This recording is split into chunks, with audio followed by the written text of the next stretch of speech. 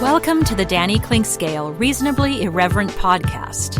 Insightful and witty commentary, probing interviews, and detours from the beaten path. Welcome to Arts and Lifestyle Wednesday, presented by Cinematic Visions, and another edition of Reconcilable Differences with Danny and Jane. And Cinematic Visions is our sponsor, so maybe we'll try to give you some visions, some visionary looks at our current not-so-delightful lifestyles that we have to live.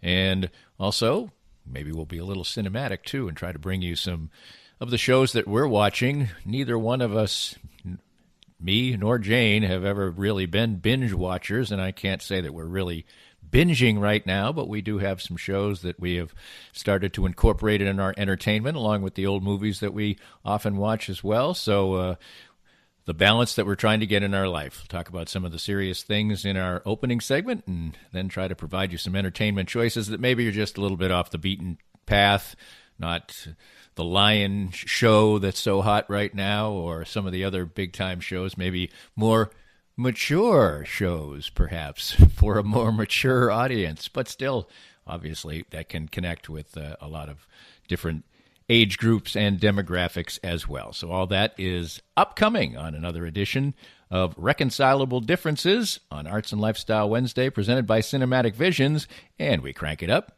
coming up next. Cinematic Visions has been an affordable solution for professional media production in Kansas City since 2003, offering award-winning video production and creation, as well as a wide array of digital and social media management services. From planning, scripting, filming, editing, and post-production, to delivering your product to a watching world, Cinematic Visions will provide professional and affordable services for you and your business with the necessary return on investment to make it all worthwhile. Cinematic Visions' goal is to unlock the power of storytelling through video and a strong online presence for your company. Beyond the numbers, they want to inspire and evoke your clients to feel and act. Let my friends at Cinematic Visions embed your brand where it belongs, in your customers' minds. You can find them online at cinematicvisions.com or with a quick phone call at 816-600-6300. Hey everyone, this is Matt Llewellyn from 23rd Street Brewery, wishing you well while you stay safe during this time of uncertainty. Due to the recent news, you won't be able to get the same in-restaurant experience at the 23rd Street Brewery that you've come to expect over the past 16 years. But you can get the same delicious items prepared with the highest level of staff cleanliness available for carryout and delivery through our partners Eat Street. You can also still enjoy our craft beers and crowlers for to-go service. So remember, stay safe, and together we will all get through this time of uncertainty. We're visiting with Larry Marshall, former Chiefs defensive back and punt returner and now a Chiefs ambassador. Larry is a former pro football player with the aches and pains that come with that, and moving on in age as we all are. What do the Canaway CBD products do for you? It's been a great relief for me. Being a punt and kickoff returner, collisions were a mainstay of my career, and these Canaway products, the salve especially, has really helped me try to get through every day with the aches and pains that I've had over a career of 7+ years in the NFL. I get similar benefits as well, particularly with my back. Certainly wasn't a football player. What's the best way for our listeners to get more information about the great products themselves? Well, I'm so enthused about it, Dana. They just contacted me at larrymarshall.canaway.com, and I can give them all the information they need to help them get through the day as well. Start gaining all the benefits that Larry and I do from the trusted and reliable line of Canaway products. As Larry said, visit larrymarshall.canaway.com and get information on all the great products from Canaway. If you'd like to join these and other great sponsors and market your business to a growing and engaged audience, contact us at danny@dannyclinkscale.com.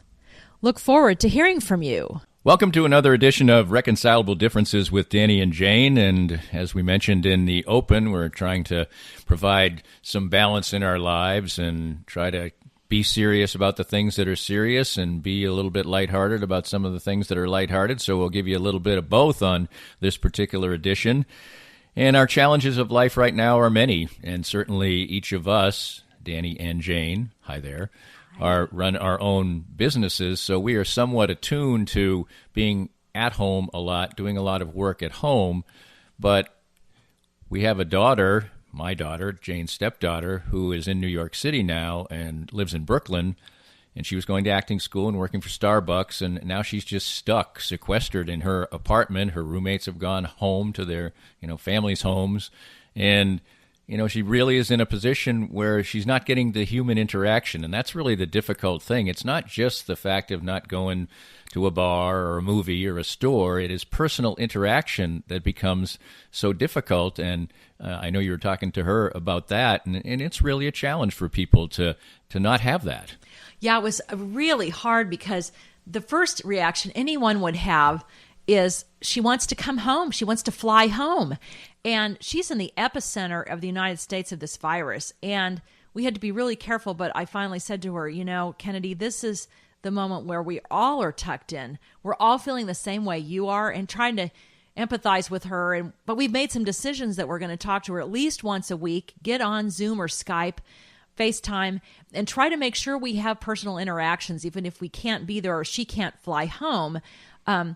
We talked about her being safe in a really crazy place where it's hard to get away from the virus. She finally began to understand that, but I've talked to other friends of mine who've had the same issue where they've had kids flying home from all over the world who want to come home, and they're saying, stay in your apartments, stay tucked in, because you could be a carrier, you could give it to our grandparents. That's really hard to hear, but we have to be careful.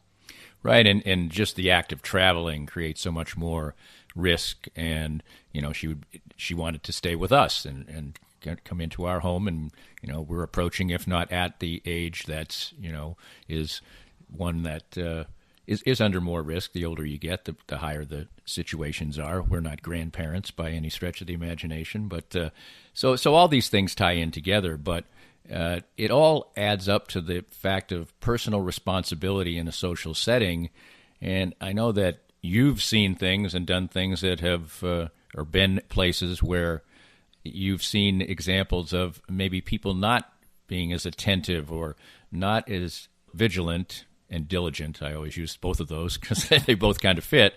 And it's hard for people. People want to do a little bit more, but they need to just say that if you're going to err, at first, one of the reasons these stay-at-home orders were put in place is because they suggested those, and people were trying to stretch the limits of what they could do rather than say, let's err on the side of caution. And erring on the side of caution is where we need to be. Oh, my God. You know what? I honestly think that people need to err further than caution. And that's what this is about. And a little fear goes a long way. But we're not used to this as an open society. Like, I went to the park multiple times this past week with my dogs, and you see people in multiple groups, a lot of kids running around without any structure, and they're almost coming by too close, and we've been steering completely away from that because kids could be a carrier. And I think because this virus, you can't see it, you make assumptions that you're not going to get it. And I think that's really, really bad form. So I'm doing everything I can. All we can do is help ourselves and make sure that we're doing the right thing. And maybe it's going to take everyone to have a personal experience for someone getting really sick or dying from this to really understand what's happening. Well, I've said it before. I use those two words, but you're very diligent about these things and have created these little spray bottles of alcohol. And when I enter the home and I tend to do any of the chores or the errands that need to be run because I actually want to do them and you really don't want to do them. And we've gone to, having groceries delivered on the front step, but spraying the bags as they come in, things like that, washing our hands all the time. It's things, not trying to touch your face. That's probably the hardest thing. I mean, it's one of the hardest things that I try to use my sleeve because sometimes you just get a little itch. You got to do something. Oh, I know. But you know what? Here's the thing. The good things I've seen, it's also sad but good because they're being smart, is like I was at our nursery yesterday to pick up some plants, and the only way I would do that is because they had a curbside service. This well-known nursery that everybody knows, there were no cars, and usually this place is packed, and they had you driving around to pick up your plants. There was no physical contact, and they stayed completely away from you. Very, very smart, and I've seen that, and our dog had surgery, had to go to the emergency vet 2 weeks ago, and then to our vet again this past week, and they've all been really smart. They're all wearing masks. You can't even go in to these places physically. It's a curbside drop-off for your pet. So people are being really smart. But I think the thing is we have to give people credit and start thinking about how our life is going to be a little bit changed after COVID, because I think a lot of us are thinking, because we're an open society, that we have a right to all of these things. But in the end, when you have a virus like this, it changes the rules, and it maybe will get us to stop and think a little bit more about our community as a whole and how we have to protect each other. That's what I see as valuable in this whole process. But what we don't want to see, I think, is it to get to the point where we're looking at, a completely digital society, because we talked about the human interaction that is so necessary in life. I mean, it's hard, but I think you said you noticed it one time when you were talking to somebody else, that just driving down the street, we'll talk about drives in a minute, you see somebody walking and they sort of interact with you facially. I had that happen yesterday. A young girl was doing a walk down the street. I was driving by. She gave me a big smile and a wave. I think people are just craving a little human interaction, no matter how slight it can be. Yeah, it's great when someone does that, because you don't have to completely socially distance yourself as in not look at someone, even if you're 6 or more feet away. I think that's what people are having trouble with, because physical distancing is really what we're doing. You can still be social interactive with people, even if you can't be close physically with them. So I think that's really important and desperately needed. I mean, we're trying to do that. I was just talking to a colleague this morning. We're doing so many Zoom meetings, FaceTime meetings, Skype meetings with people internationally. And we're all like, it's not the same as having a body physically in the space with you, but anything we can do to keep, virtual cocktails going on, I'm all for that. Virtual happy hour, I've already scheduled a few of those, Danny. Well, one thing that we've each done, and we've done together once, we'll probably start doing it more, is take drives. And, we're often cooped up in our home the entire day working. And then about 5 o'clock or so, each one of us has said, I got to get out of here. And we just take a drive. And there's a lot of beautiful areas in rural Kansas and places that, you can really kind of clear your head. Now, 2+ weeks into this, I'm starting to run out of fresh spots. But still, it's a fun thing to sit in your car and listen to music or not, clear your head, and, just not use too much gas and have time to yourself a little bit. What's been awesome? This is almost like in the 60s and early 70s when a lot of people were walking the streets with their dogs. There wasn't as much traffic. And I'm coming around looking and going, isn't this what people are supposed to be doing anyway, is being healthier, walking? So when I take these drives, I find it's fascinating. It's like a whole new social experiment. There's less congestion in the air. I saw more deer running across the streets because there's less traffic. And you're like, wait a minute, there's a whole, society of animals out there that actually own this earth with us. And so I look at this bigger picture stuff. If you look at Italy, Venice, suddenly the canals have been cleared and they've got dolphins flying in. There's less congestion. And I think this is what is going to help people change in their minds. If we own the earth the way we had, we can keep it the way it was, or we can look at what the valuable things we're learning today. Absolutely. Well, we are hunkered down and sequestered a lot. So coming up next, we're going to talk about a few things that we enjoy during the evenings that we share together. We've always kind of made a point in our lives to sit down, and I'll get away from sports and Jane will get away from business, and we'll watch some stuff together for a couple of hours. And we've actually started watching series, which we kind of never did before, and we'll give you some hints on some shows that maybe are a little different, maybe just not the super, trendy things like, the Game of Thrones or things like that everybody's watching, and we'll do that a little bit coming up next right here on Reconcilable Differences with Danny and Jane on Arts and Lifestyle Wednesday. More of Danny's Reasonably Irreverent podcast after this. We're here with Joe Spiker, the president of Easton Roofing. And Joe, you worked for other companies in the construction industry.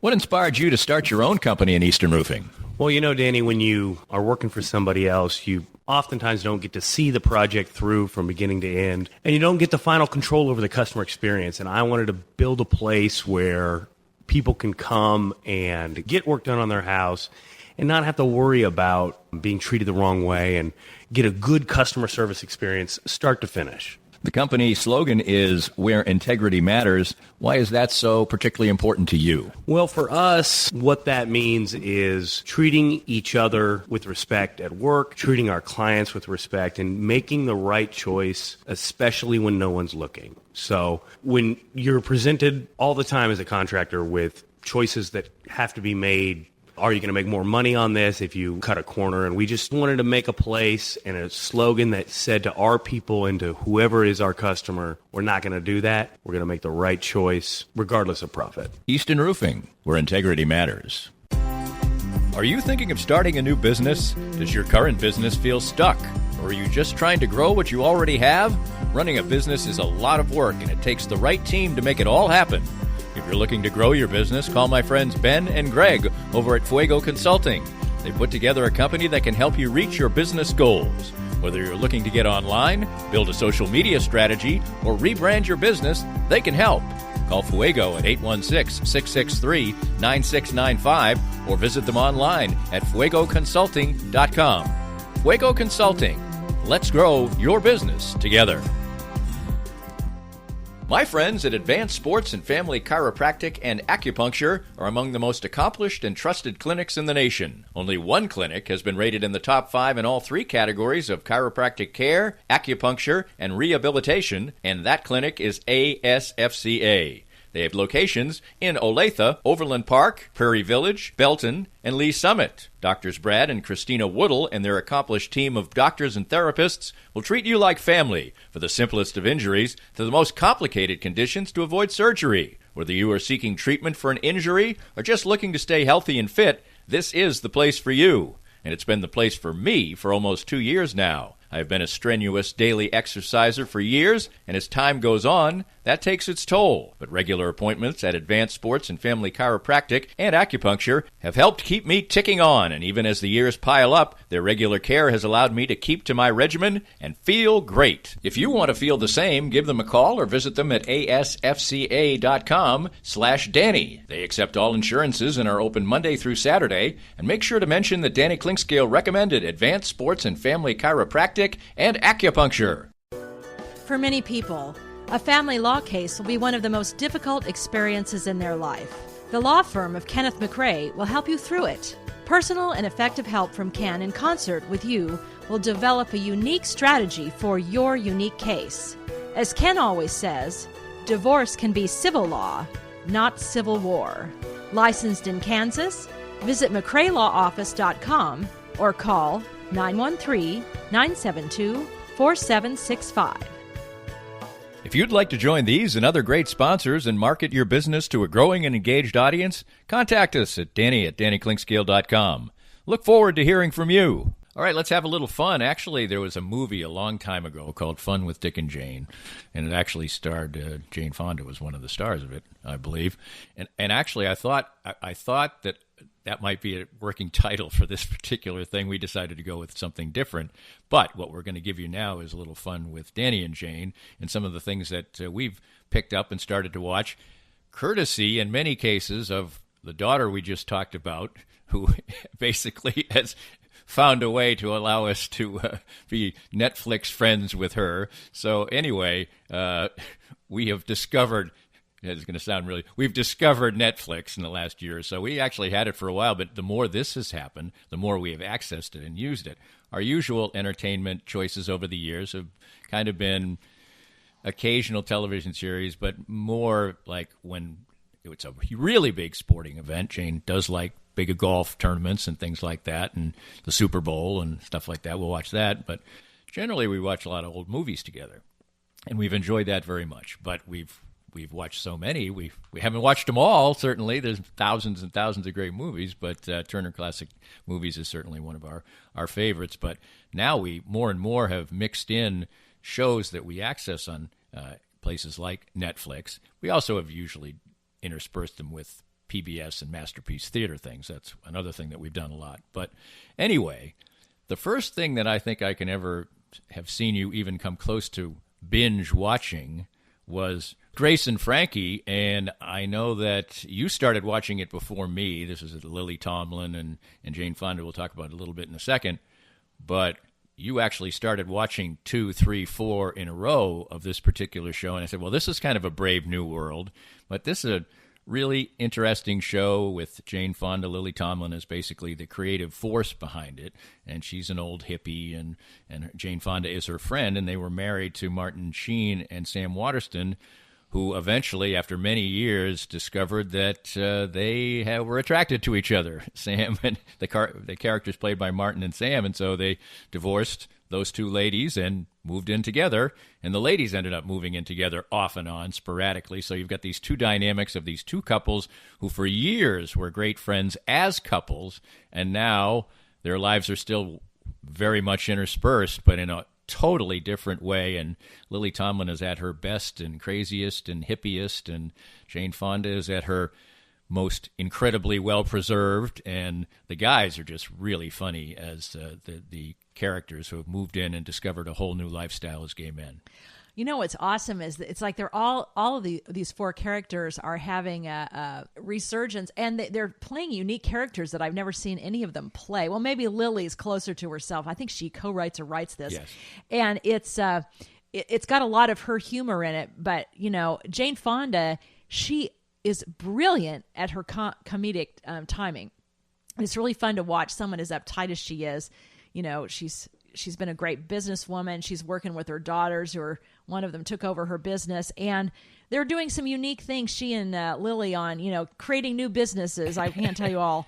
So some really unique ways to inspire themselves to stay alive and viable after this crashing dilemma of their husbands deciding to marry each other.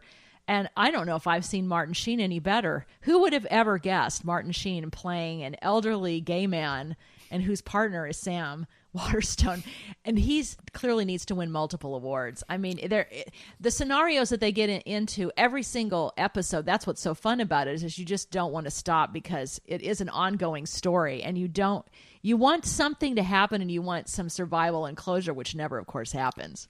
Well, the one thing that's really funny about it is that typically, Lily Tomlin is far more realistic about the aging process of her and Jane Fonda. And Jane Fonda looks like she's, 50 at best, and she's over 70, and she's thinking about, and she's constantly thinking about things like that. And Lily Tomlin is very realistic about where she is in life, and that creates some real comic undertones as well. Well, the best part is, all of us knowing Jane Fonda is such a workout queen. In so many scenes, she can barely get up off the couch, and she admits it. I mean, there's a whole scenario where she gets stuck on the toilet, literally, and right, she and can't they get actually herself create up. A product out and of they that. create a product out of that. And so there's hilarious moments. What is great about it is making fun of aging, but also letting people know that this is a vibrant time of life. So it's really fun. Right, and they have siblings that enter the picture, but it's the story is very much focused on those four characters. Another series we discovered was Schitt's Creek, and that is certainly the title. It brings you in because you're like, what the heck's going on here? But it's the story of an incredibly wealthy family. The father is Eugene Levy, and he is a very successful businessman. His wife, played by Catherine O'Hara, is a somewhat successful actress who got her biggest break in a soap opera, and she's quite over the top about her theatrical prowess, which isn't particularly great. And Daniel Levy, who is the real creative genius behind this particular show, he writes most of it and things like that, is in the show as well. And they also have a daughter. And so they lose everything and have to move to Schitt's Creek, this little town out in the middle of nowhere, and they purchase a motel as their way of trying to create some kind of living there. And they have to live in the motel too. And at first, when you start the series, the frustrations of that are incredibly daunting to all of the wealthy people. But as time goes on, the series evolves and the characters grow. But certainly, Daniel Levy is really kind of the comic engine of this, no matter how great, and his dad is funny all the time, but he plays a character who's very flamboyantly gay, but he does it in a way that's not caricature-ish. because that's kind of what he is himself. But he's funny. He has relationships with women to start, and figures out that that's not going to work out. The townspeople are a sort of mishmash of crazy nuts, and they have all kinds of challenges of people coming to the motel, and the mother's incredibly frustrated by this whole thing throughout. I mean, it really, really resonates and is funny, but it is fueled by the levees. There's no question about that. You know what I love about this? It's the juxtaposition of the wealthy and then the redneck Canadian town that they're in. And you have somehow, in this loss of all their finances, they still keep all their amazing designer clothes. So they're walking around in this old hat town that, tumbleweeds are flying by. And the daughter and the mom come out with, she's always in black and white. I don't think she's ever been in anything other than black and white designer from head to toe.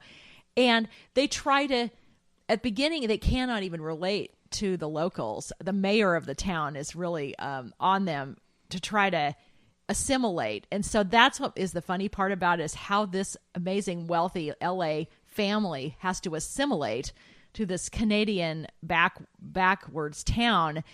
And I think the brother and sister, Daniel Levy and Annie Murphy, she plays the daughter.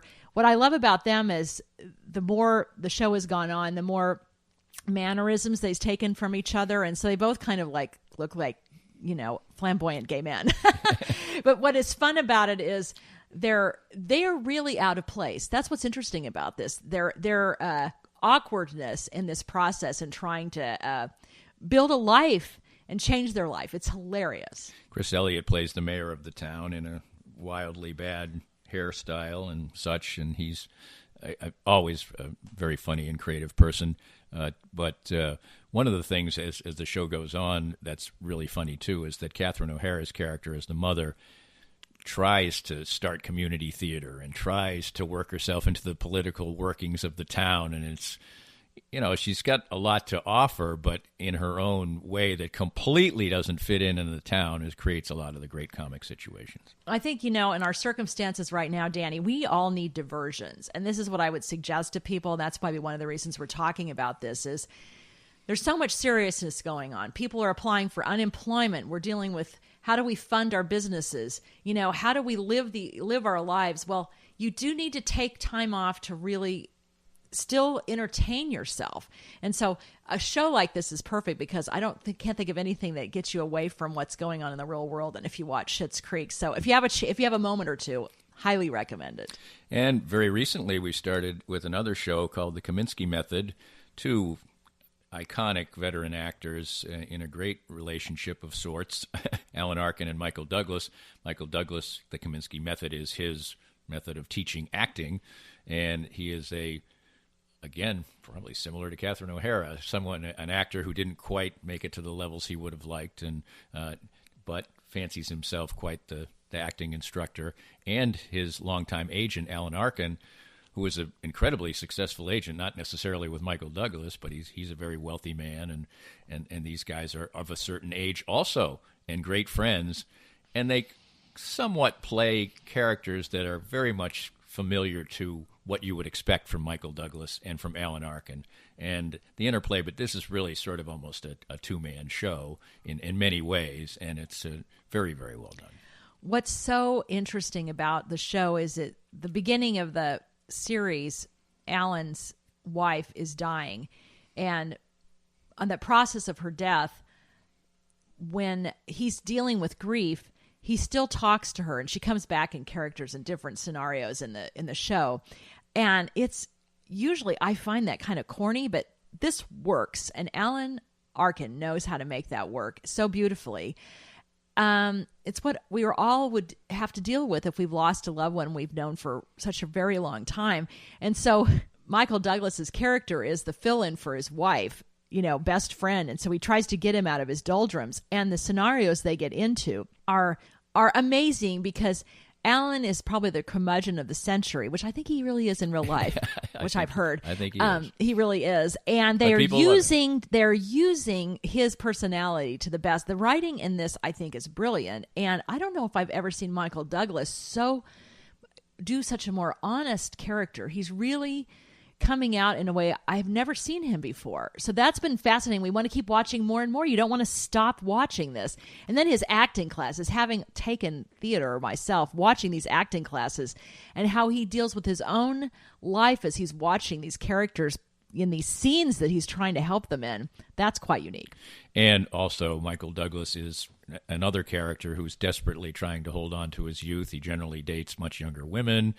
He has a very interesting relationship with his daughter, who's always trying to steer him in a proper path, and so that creates a very interesting dynamic as well. So that show again was one that was up for multiple Emmys this time around. But I will say that the other day we were watching. We watched an episode, then we watched another episode, and then I think you wanted to go to the third one, and I think I learned the lesson that I am not a binge watcher, because 2 is about my limit for any show. We watch Barney Miller sometimes as well. 2 is about my limit there. Even on something great, I guess I've discovered through this process that sitting and watching 6 or 7 consecutive episodes of a show just isn't for me. It's for other people, but it's not necessarily for me. But you, I think, maybe are more inclined to be able to potentially do that. You know what I think? I'm finding it's really hard. It's hard to get away from all this news going on, the really, really bad news going on. And I'm finding the more I can really tune that out and spend more hours focusing on positive things, whether it's doing something with our family, walking our dogs, or watching these shows. Maybe that's why I'm binging more, because it takes me away, because I think our brains need to tune out of what's going on in the news right now. You can't go anywhere and turn on regular TV, even on a regular stations that's showing a soap opera, not see a ticker of something really bad going on. I highly recommend everyone consider 2 or 3 hours of getting away from that during the day. So maybe that's why I like to binge more.